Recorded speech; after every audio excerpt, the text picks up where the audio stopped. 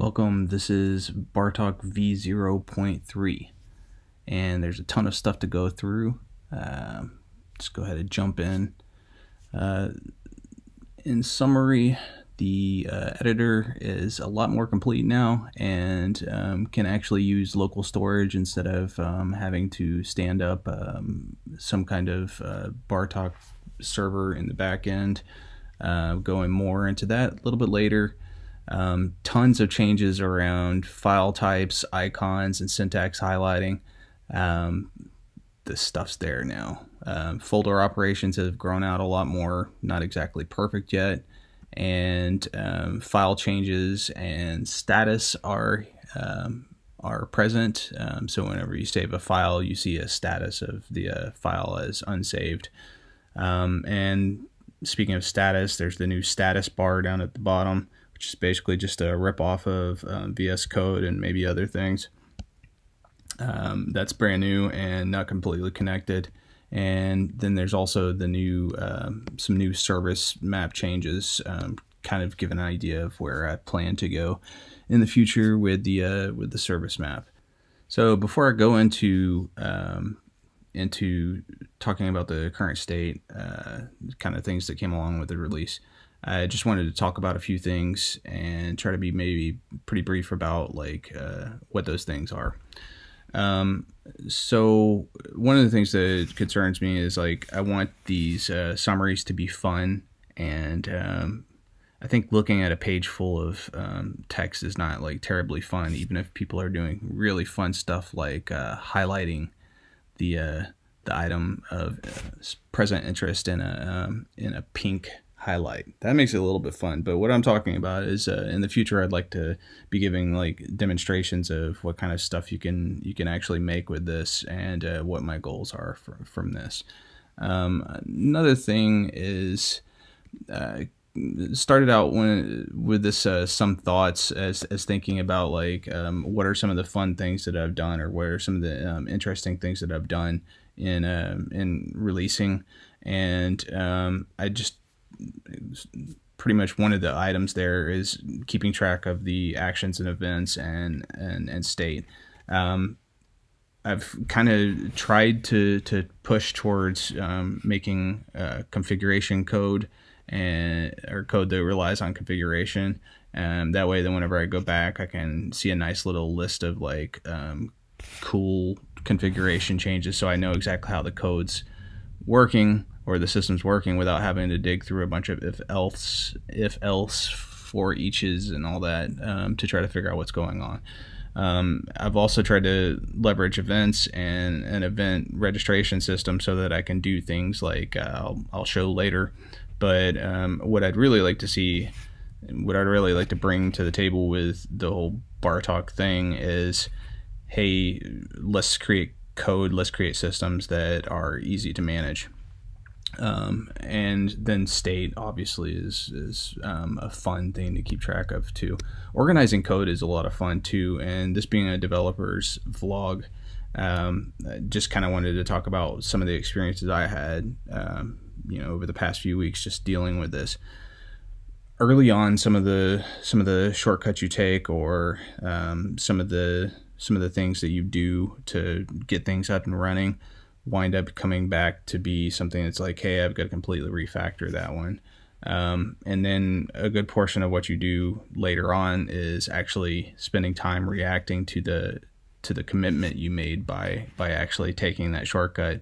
And I don't want to spin this as like good versus bad or anything like that. I mean, obviously you make choices, you have to deal with them. What I'd really like to sort of investigate, is there a way to like build out code or start code that create systems at an early stage where you don't have to go back and change too many of the decisions that you made it early on. So some of the fun things to do in this project were doing the tree view over on the left, and I say fun in that like it can be kind of irritating and hard sometimes, but also like very challenging and cool. Another one I'll show later, kind of already touched on this, is making the visual for an event system, trying to visualize this system in the way that I plan on putting it together. the system for creating systems. And then also there's the fun thing of doing service abstraction. Like, what does it mean to be a service? Just jump over real quick over here to the overview thing that I was making. I found this thing called ASCII flow, and I was really just trying to find, you know, what where it makes the most sense to put certain things, because some of this can kind of become confusing, and I do plan on later releases to kind of make this make more sense or whatever. But basically in Bartok, everything is a service. So all of the things that I'll talk about in the next few items or whatever, all of those are all, or should be, considered a service, and they should be editable, and you should be able to change it, and to your own detriment maybe. To that end, there will all be inside a service map, there will be services contained, and Bartok, the thing, actually is what manages the service map and where the services get copied, although to some extent doesn't really manage where things get copied. So you have, you know, your general service that you're trying to run here, this service number 1 here. But we also have Bartok services that run, and those services essentially like control things like code templating and configuration. And then you have other services that live in there as well, but they also live outside there. They get deployed outside there. Like we have a local storage service, and that local storage service, if you have the configuration in the configuration map set up properly, that local storage system will actually store things to local storage, and then optionally back it up to Bartok server. The Bartok server exists as part of that service map as well, but it never gets deployed anywhere except for outside the user interface, whereas outside the browser it gets deployed on whatever infrastructure you have. Still, the service map manages that, but it just never actually gets deployed anywhere. This local, or never actually gets deployed anywhere inside the browser. This local storage here actually does get deployed somewhere inside the browser, and then this whole entire service map, it exists inside the browser, but it can also, and it should actually exist inside local storage, even though we have a local storage service that is operating and is installed in the browser. That same service will actually store the entire service map into browser storage, and even though we have this Bartok backend, that Bartok backend will store the entire service map. Even though it runs from the same service map, it'll store that service map into server storage. And this is a little bit where like Inception comes into play, and I'm not trying to be Inception-y, but there we go. Anyways, enough about that. I'm gonna jump back over to the release notes. So yeah, the service abstraction is a fun thing to think about. But also a headache. Anyways, next item. One of the things I think about quite a bit is like how to deliver value, and I really don't like the idea of spending time on something that like isn't going to deliver value. And currently right now, the only service customer or whatever that these services have are me, but potentially someone else could be a customer too. And I know that me is multiple people. It's not, me is not just this person that's talking right now. Me is also me that comes back and looks at my code and the service that I created and is like, crap, I don't want to use this. So I'm pretty critical of myself, but I also can imagine that other people, if they were to pick this up, would be like, what the hell is this? This is like real complicated. Or anyways, there is work that has to be done that will not immediately please users, or the users will be like, yeah, so what? You made a circle. So what? You made a file system. And I have to say that like in this release, there was a lot of that. This like just getting up to par with Visual Studio, all the editor stuff, all of the saving files and all that. It's been sort of a tiring release and sort of like hard to do, because it's not like immediate wins, and I have to actually like, there's a cost that's associated with the work that I have to do, and then the user in this case is me, but it could also be other people, has privilege and entitlement, and maybe rightly so. But it's like, yeah, you should give me like an entire file system. It should work flawlessly, and I don't care how much work you put into it. Just give it to me for free. So yeah, there's those two people at least, me the creator and me the user, who are sort of at ends with each other in this particular release. And finally, I'm going to talk about like another fun thing, and probably one of the most fun things about Bartok, and that's basically like scope. Scope. If you look at my "What is Bartok" video, scope is kind of like, wow, there's all these things that you are like, and you're not going to do any of those like really good. You're just going to do a little bit of those kind of part the way. And I have to say, this is probably one of the most dangerous things about this project, from a, hey, I'm investing time in this, and are people actually going to use it, or am I going to use it, or something along those lines. The scope for this is like pretty huge. But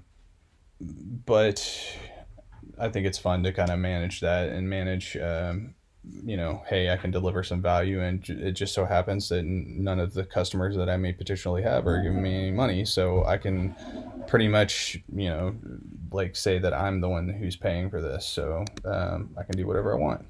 And I do think it's kind of important to have a place as a developer where you can do whatever you want, and you don't have to worry about like whether or not the value is coming in, because I think that worrying too much about like whether or not you're seeing any immediate value from something can lead you to create a bunch of empty, heartless crap. So yeah, we have to pay for things even before we see that they're paying us.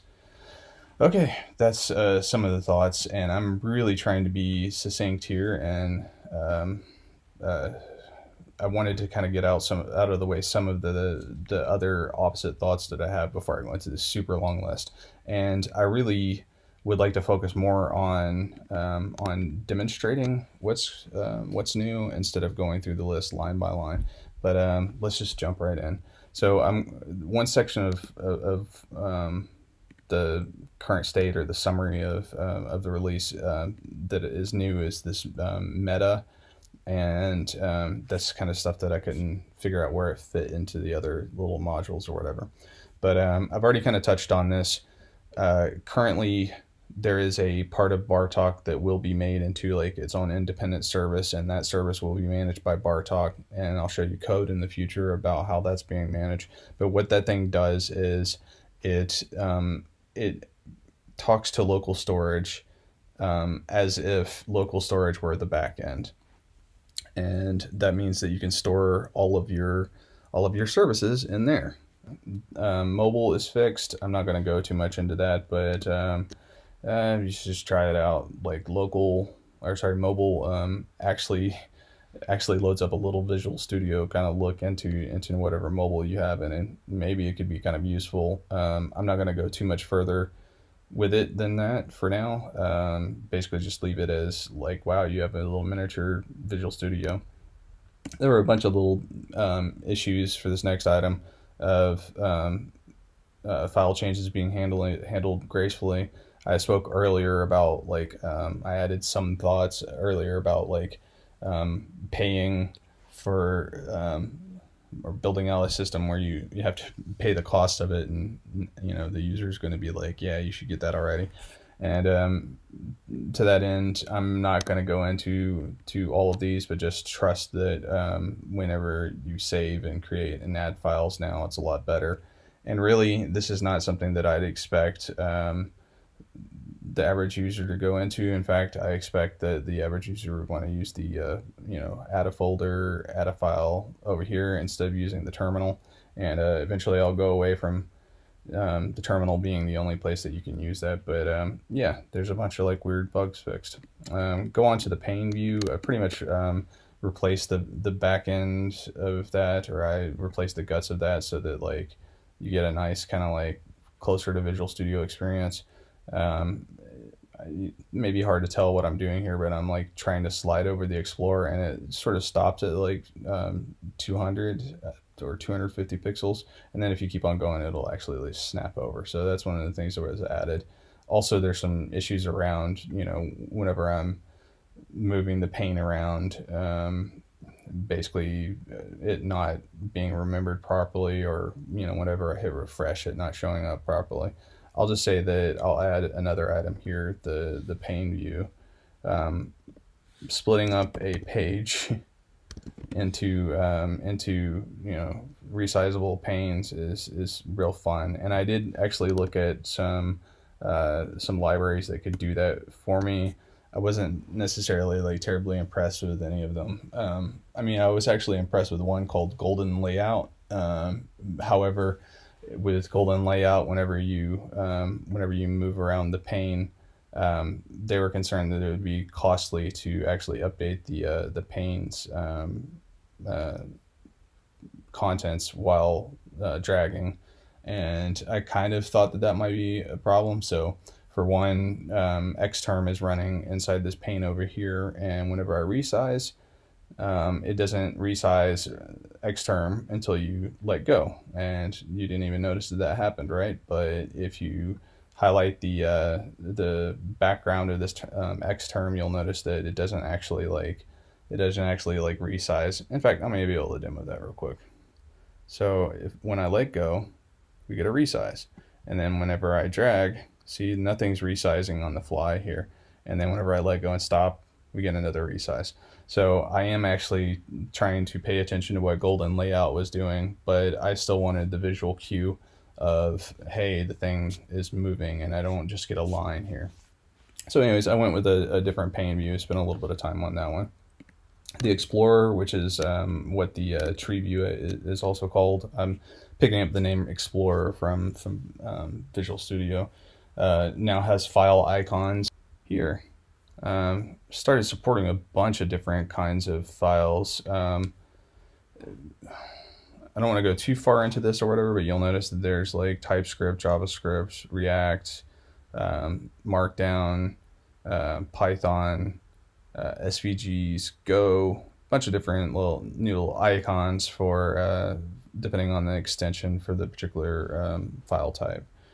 And we also get the file change indicators, which, if you notice, I added panes up here earlier, and that caused the orange highlight, which is something that Visual Studio doesn't have, the orange highlight to show up on top of the tab, so I know what's been changed. And then we also get something that Visual Studio does have, and that's this orange dot here for next to bartok v0.3 MD, and then the folder itself, or all containing folders, also get a dot beside them. So if you had that collapsed, you would know that there's something inside here that has changed.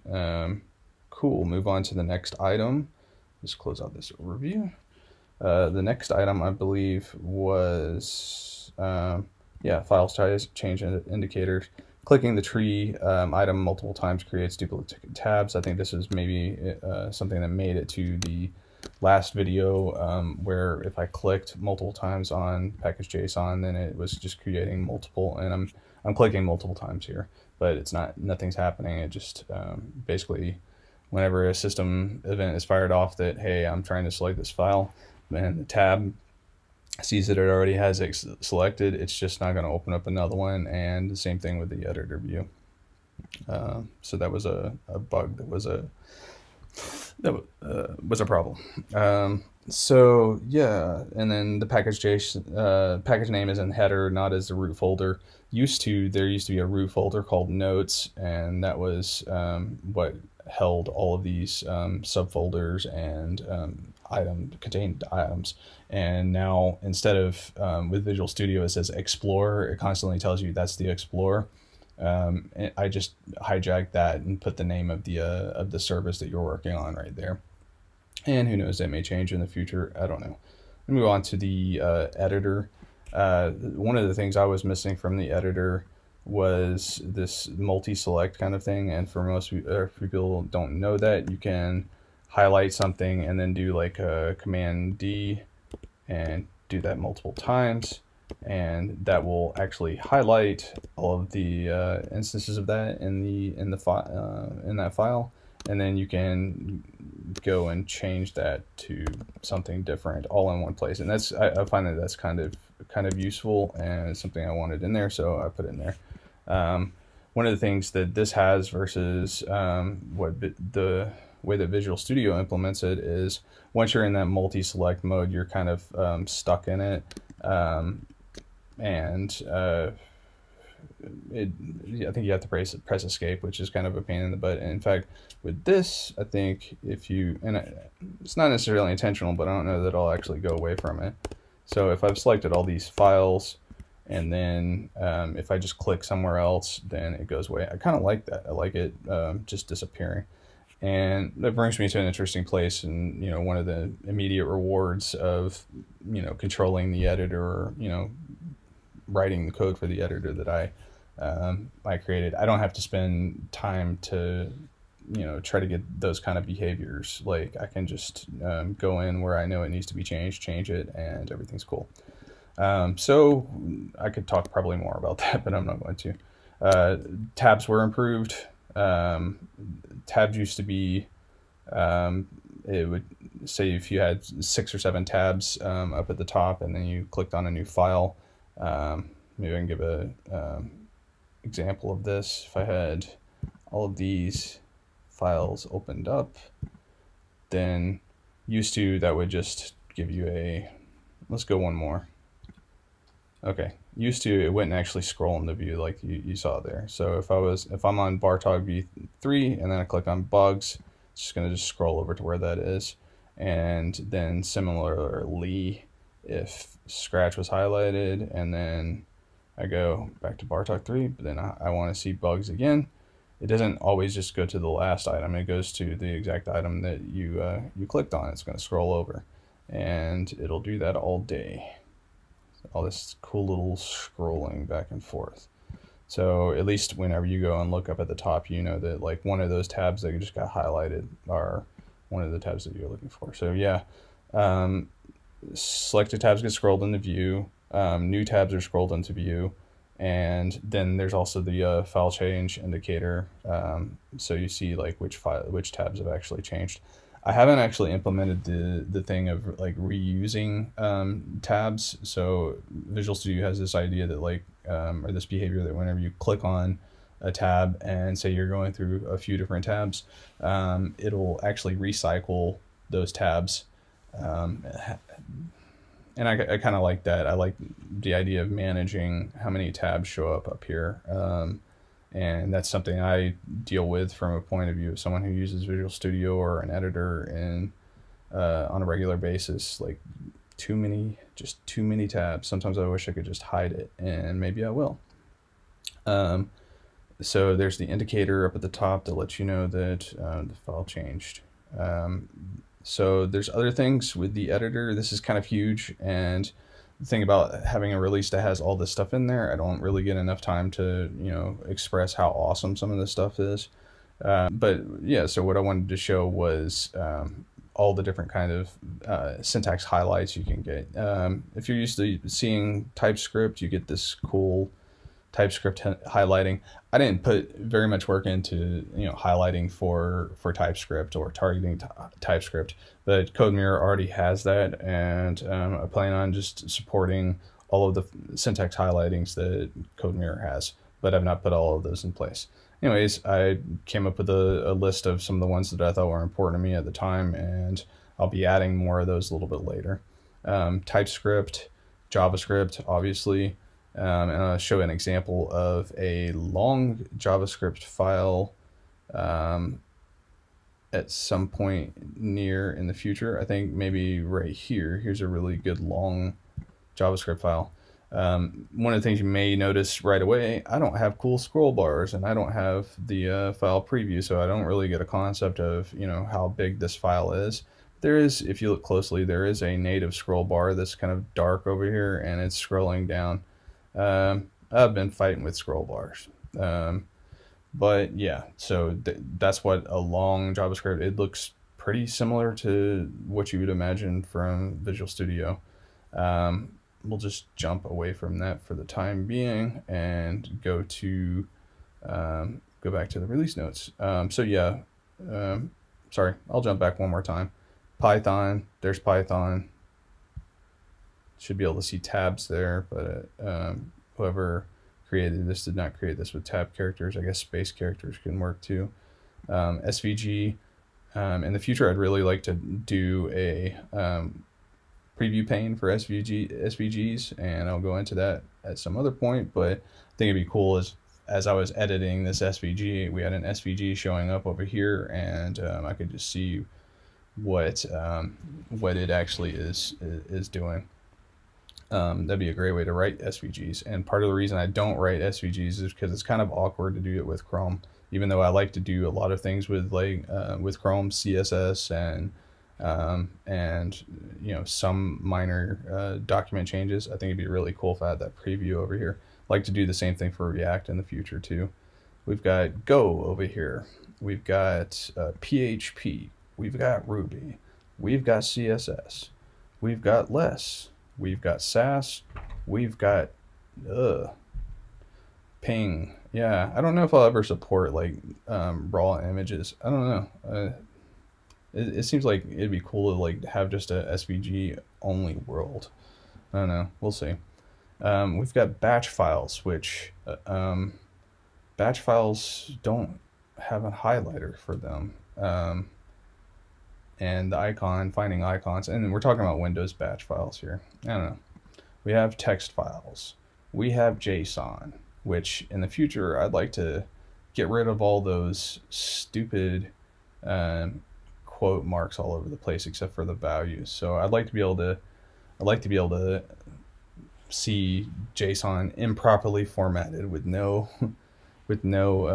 quotes there to get in the way. And what I mean specifically, this quote right here and this quote right here, unless you have to have them, I just think they're stupid. Maybe in the future I'll just I'll make it so bartok like just automatically hides those for us. We've got HTML. We've got Perl. Okay, I don't have Rust. I don't have some of the other ones. I don't know. But yeah, there's a huge amount of different languages to support it now. And then where were we? So edit other things, other languages, images, that kind of stuff. Okay, so yeah, syntax highlighting for that. Maybe it's hard to notice, but the active line actually has styling now. That's one of the things that was getting on my nerves, because all of these line numbers were actually highlighted real nice and bright, and there was no way of telling exactly which line you were on. Now those lines are a lot darker, and the line that you're actually on is highlighted, the number, and then you also get these very subtle kind of bars over here, the same way that Visual Studio has. You can also scroll past the end. I had a little hack in place for that, but I really like being able to like scroll all the way up and be able to like focus my attention of the bottom of the file up here. Trust me, if it's not there, you notice it, because then you get stuck down here and it's like, I don't want to type all the way down there.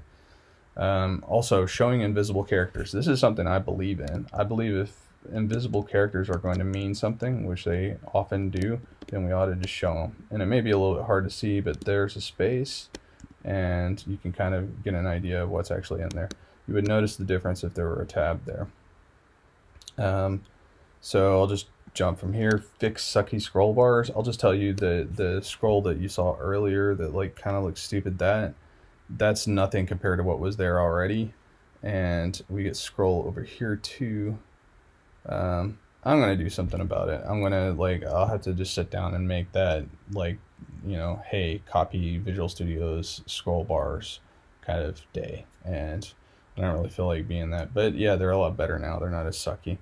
And that's pretty much it for the editor changes. I'm going to jump to the terminal.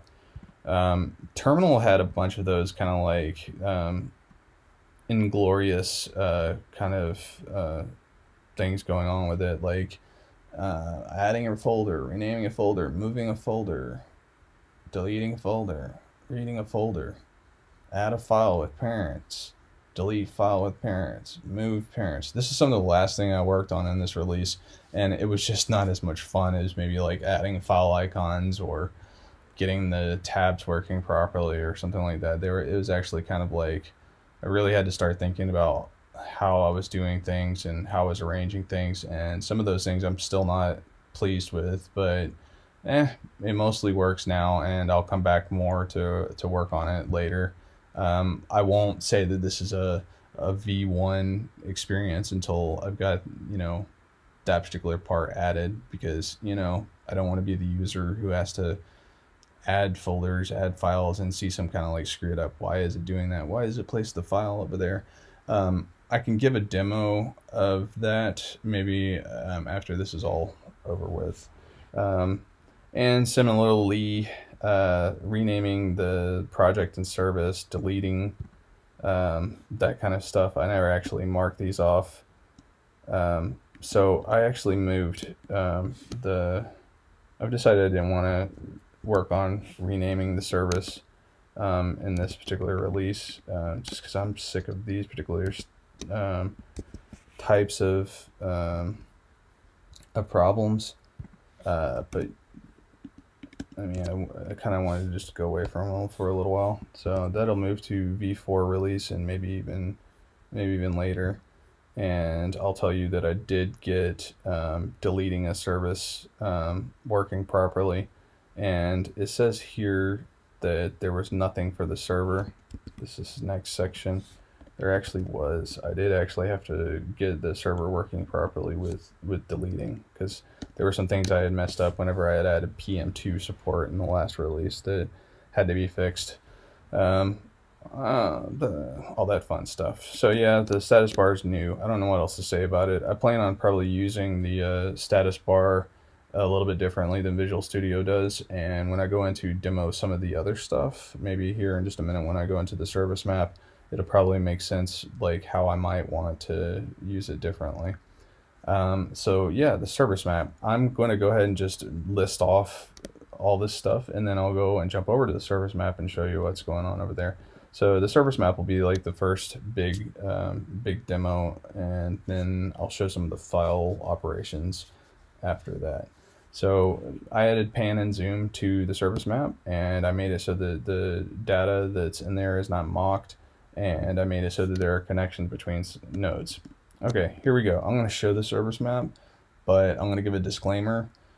What's being shown over there is not necessarily indicative of what will stay over there. I wanted to just show something, and the something that I'm showing is given the UI part of this is up, I can show you all the events that are attached, or the things that people are listening for. So this is not what a full service map will look like in the future, or if it does actually look like this, there will be a way to come away from this particular part. Okay, so without further ado, here's the service map. And it's not really a service map, like I said, but this shows you each of these nodes are modules within the UI system, and each of the connections here are events that those are listening to, those are sensitive to. I'd like to add in events that are being triggered, but I don't actually register triggering of an event. I don't actually register triggers with the event listening system. I will be in the future, but that's part of me making all of this make sense. So anyways, if you use that listener file or that listener system has a thing that will list off all of the modules that are registered with it. And then every time you register to listen to a system event, you provide your name, and that's how I'm able to go in here and say that the loading indicator uses this, the editor uses this thing called the operations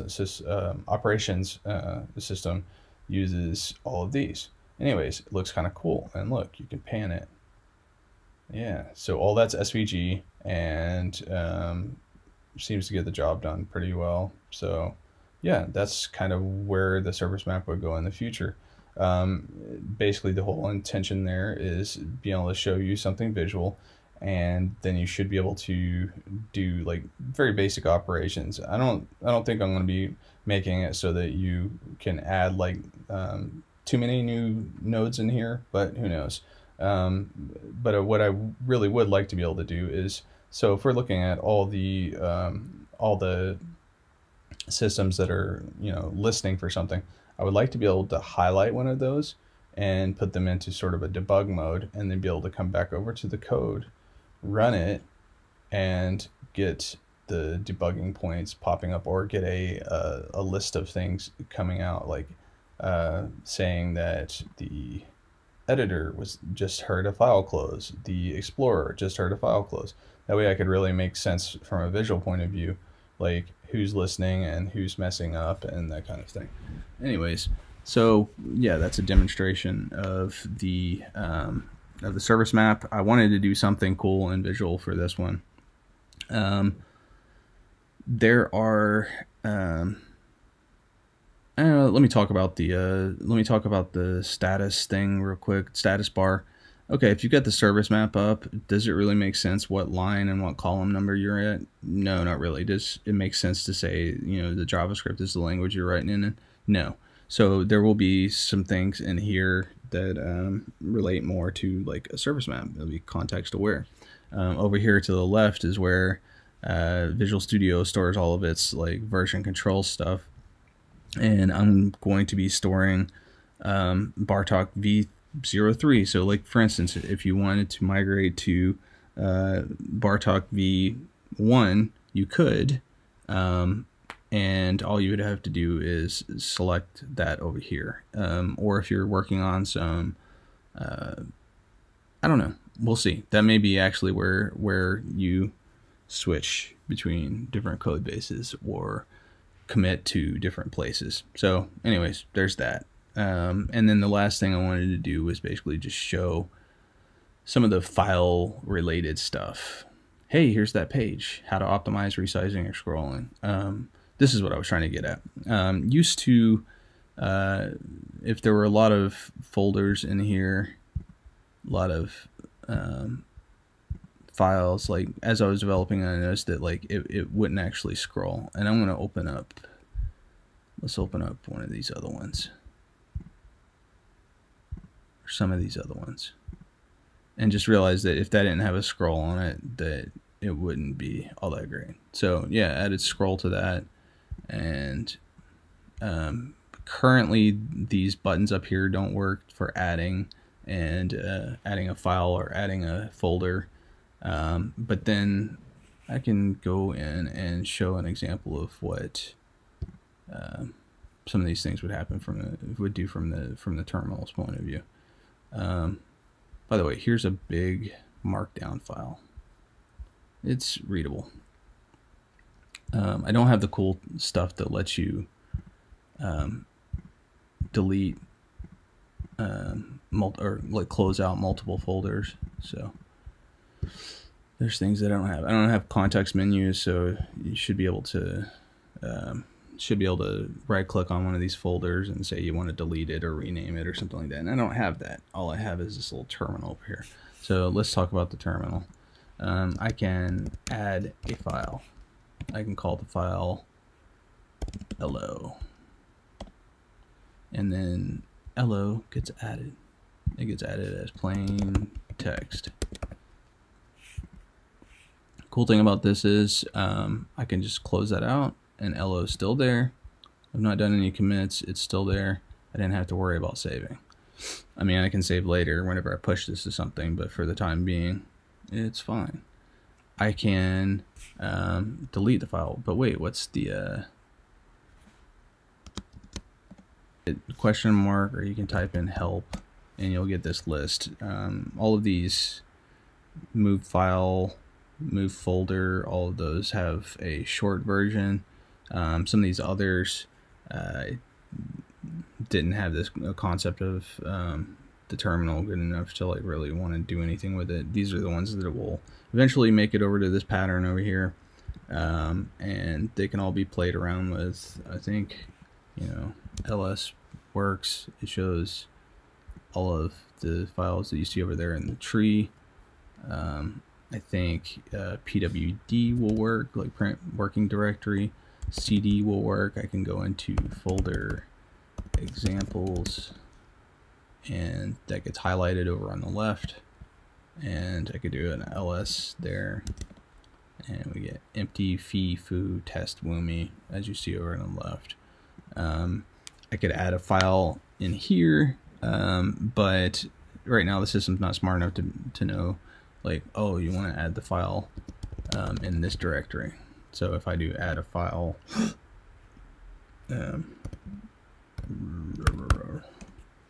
it's still just going to add that over in the base directory, and then I would have to move it. But this would be a good chance to show move file RO to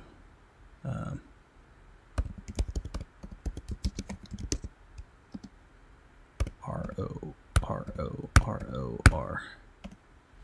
Did it work?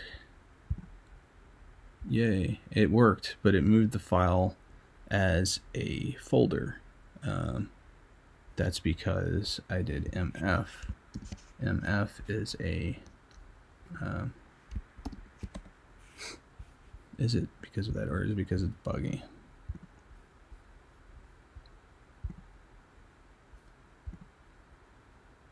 I might have mistyped it.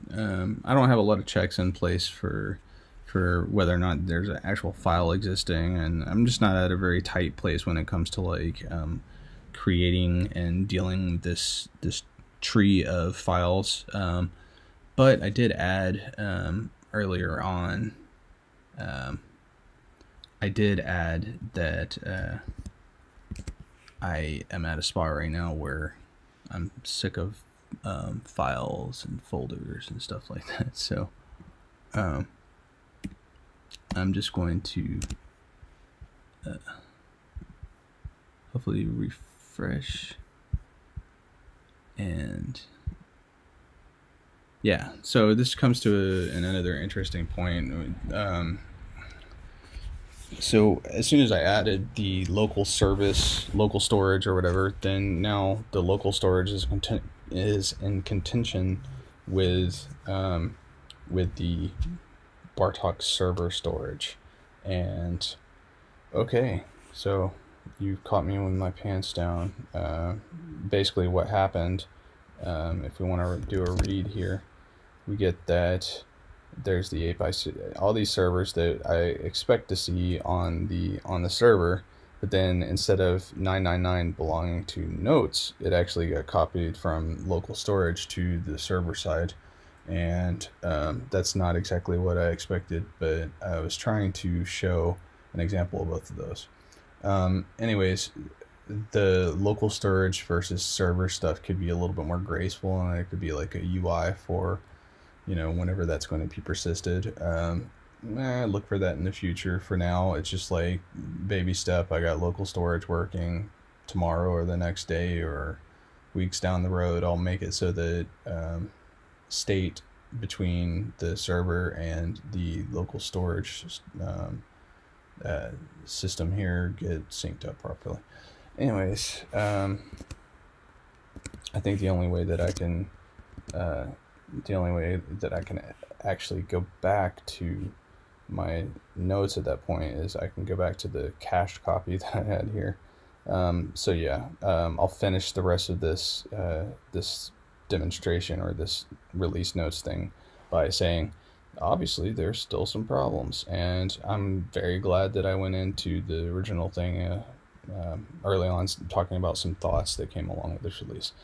I am very sick of version v0.3 and some of the problems that come along with it and some of the issues, and I'm ready just to like quit for a little while and stop doing Bartok stuff, but I'll come back to it. And that's pretty much it. That's Bartok v0.3. Thanks for listening. Thanks for watching. And sorry for taking so long, but there was a ton of stuff in this release. Okay, thanks a lot.